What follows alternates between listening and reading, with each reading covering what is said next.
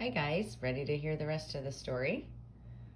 Just to recap, yesterday we started off with a girl retelling the story of when her father was 10 and he and his friends ruined an elderly neighbor's garden while they were playing baseball.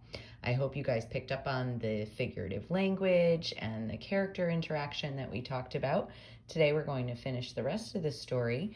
While we're reading, I want you to be paying attention to the relationship between the boy and Mr. Bellavista. I want you to think about Mr. Bellavista's point of view about the garden and what happened to it. I want you to think about how he changes his mind. I want you to think about how their relationship changes. And at the end, I want you to be able to tell me why the girl hears this story from her father each year and what you think the theme of the story is, or the message that we can learn. Okay, so we're ready to pick up where we left off yesterday. The next morning, the mess had been cleared away, the ground raked smooth.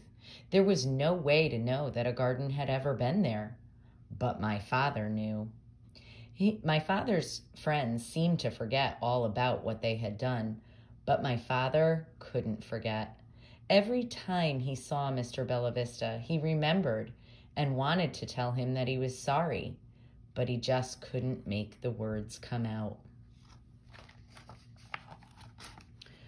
Fall and winter came. My father went to school, played with his friends, and almost forgot about what had happened. But when April came again, he remembered. He watched for signs of his neighbor getting his garden ready, but nothing happened. May came.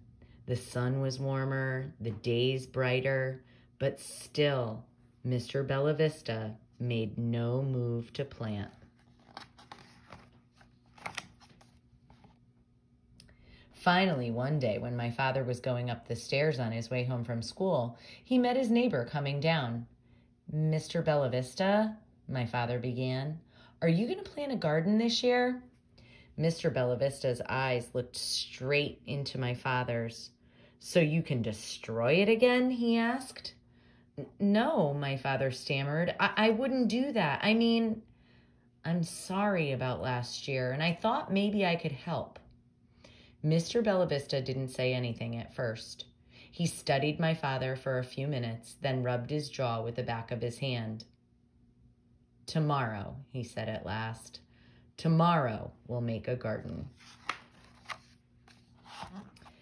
The next day was Saturday.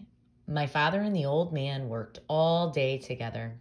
When they were finished, they had a patch of ground carefully raked and planted with tomato and pepper plants, teeny tiny onions, and seeds for marigolds and zinnias. Now, when my father looked at the garden, he didn't get a hard knot in his stomach. Summer came, and every morning my father and Mr. Bellavista checked their plants. My father carried water from his apartment during dry spells and learned to tell what was a weed and what wasn't. When the flowers bloomed, the old man gave my father bouquets to take to my grandmother. And when the tomatoes were red and ripe and a little bit bigger than baseballs, and the peppers and onions were ready, my father helped Mr. Bellavista make spaghetti sauce. Then they all ate dinner together in Mr. Bellavista's apartment and listened to opera on the radio. Every year after that, my father helped his neighbor in the garden, until the spring when my father was 16. Mr. Bellavista got sick and went to live in a nursing home. Then my father planted the garden himself, and when the flowers bloomed and my father carried bouquets on the bus to his old friend. And when the tomatoes and peppers and onions were ready, he made spaghetti sauce and put some in the freezer, and told Mr. Bellavista that they would have a spaghetti dinner when he came home.